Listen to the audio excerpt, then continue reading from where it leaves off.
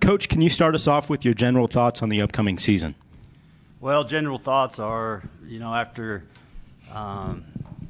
getting this position in June, obviously the first thing we want to do is get to know our players, and we were able to do that in the July summer period. Kind of familiarize ourselves with the brand new coaching staff, the players that are returning, and then really just jumping right into it once fall started and trying to implement a new system. And it's been fun. I think we've had great energy. Our players have come out and been really receptive to the new coaching staff, what we're asking them to do, and I'm very optimistic about what this team can do. You take over at UTRGV after a successful stint in Division II, Pittsburgh State and Kansas.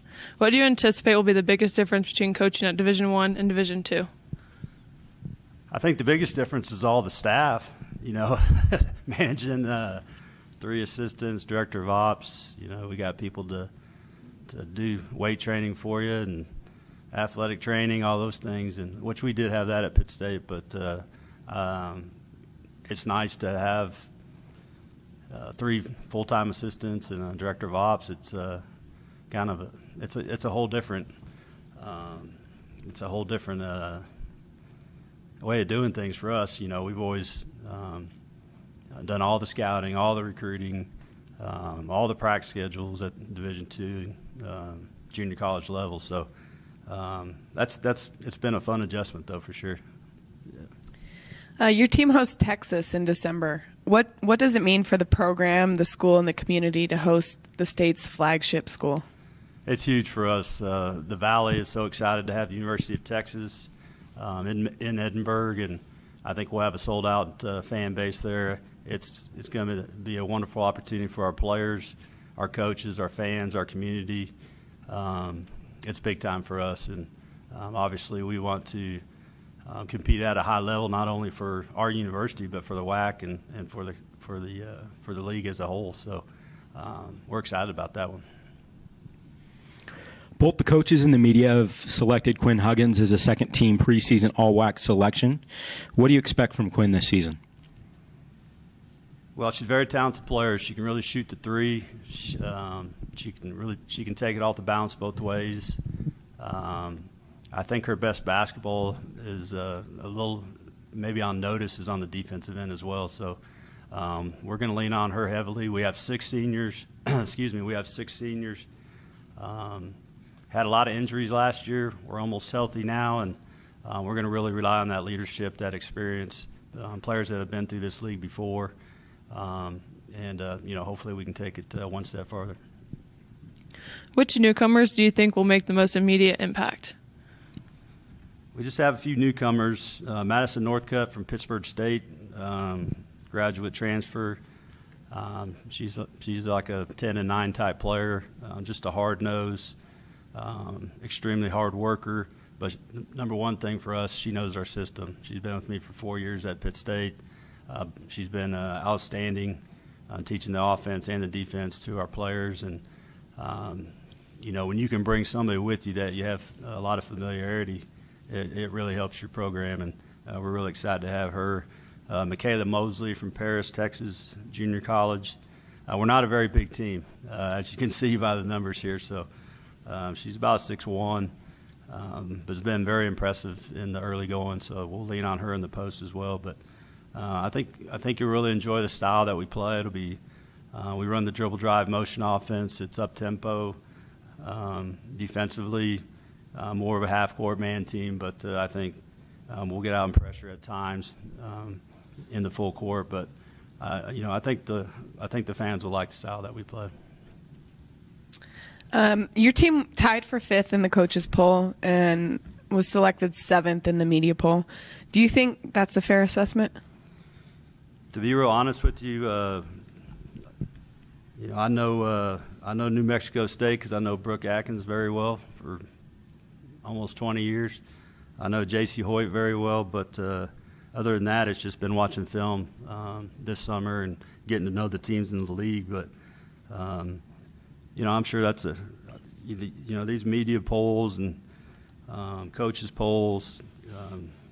It's all fun and dandy, but it's all about getting on the floor and seeing what you can do. So we're excited. We don't care if we're pick 1 or 9. We're just going to go out there and try to compete at a high level every night.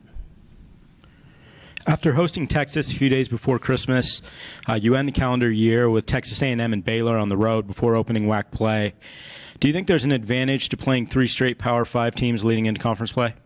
We're going to have to call Coach Tidwell and thank him for that schedule.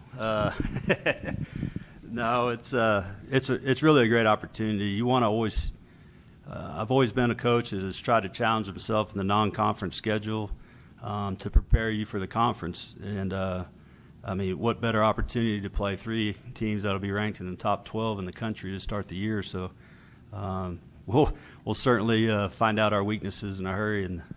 But no, we're excited about it, and I'm thankful for the opportunity. I'm from Waco. I get to go back to Baylor. And then playing Coach Blair, legendary coach. It's a neat opportunity for all of us. Can you tell us a bit about your coaching staff this season? I'm really excited about our staff. Our staff all played for me or coached with me before, so it's nice to have people that believe in you, believe in your system. These guys came a long way from very good programs to come to the Valley to be a part of something special down here with our program, and couldn't be more thankful for them. Anna Nims has been a head coach for 8 years at the junior college level at Lebec Community College in Kansas, and also at Kilgore JUCO in Texas. So those Texas ties are going to be big for us as far as recruiting. EPEC Turkey Lamaze played for me at Barton County Community College, played at University of Arizona, and then she coached at Western Nebraska Junior College for about 7 or 8 years, also a D2 for a year at Metro State. But she knows our system. She's great with skill development. Blake Huber, one of the youngest but hardest working young men in the game, up and coming coach. Coached with me for 3 years at Pittsburgh State. Last year was at Henderson State D2 in Arkansas. And then Victoria Pina, our director of ops, was actually an assistant last year at Hill Junior College in Texas. Played at Stephen F. Austin, and have a lot of ties with her just because of her former coaches, Brandon Schneider, who's now at KU, and Andy Majors, that's also at KU. So we're excited about our staff. This question comes from Twitter user Elliot J. Marr. What's your team hashtag or motto, and what does it mean? Our personal hashtag is believe it, and that's one of our core. Believe, elevate. Those are some of our core athletic department. But I've always had the hashtag believe it. We try to build our program on positive energy and excitement every day in practice, and a lot of times it's as coaches it's the energy that we provide every day that reflects on our kids. So I think we pride ourselves, our staff prides ourselves in being extremely positive, and you got to believe it.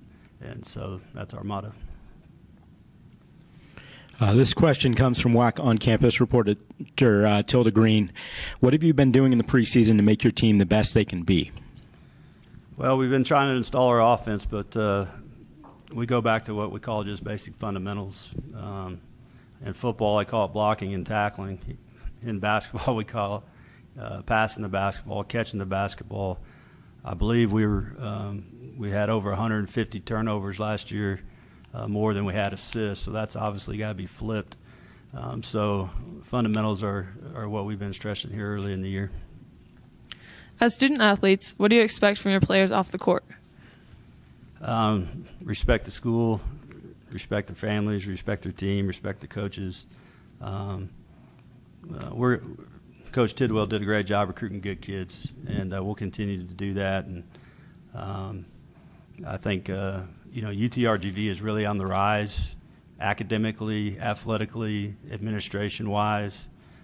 30,000 students. We're going to grow. We're going to continue to grow, and we want to recruit kids that will represent this program with class and dignity. And but obviously they got to play a little bit. What would you say is your biggest challenge this year?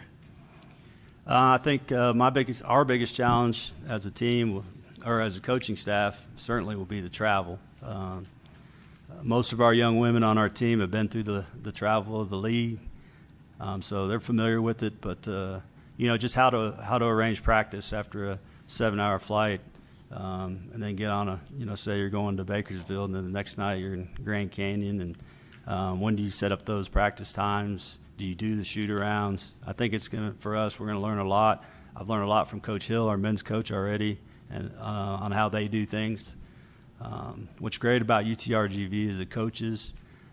They're all a family, and Coach Hill and the men's staff have just been unbelievable to all of our coaching, all our new coaches on our staff. So, but yeah, just talking to those guys, and then it's going to be a feel-it-out process, and we'll use our players to see what worked for them last year and the years before. So I'd say that's the biggest challenge. Okay, Coach, thank you for joining us. Thank you, guys. Glad to be here.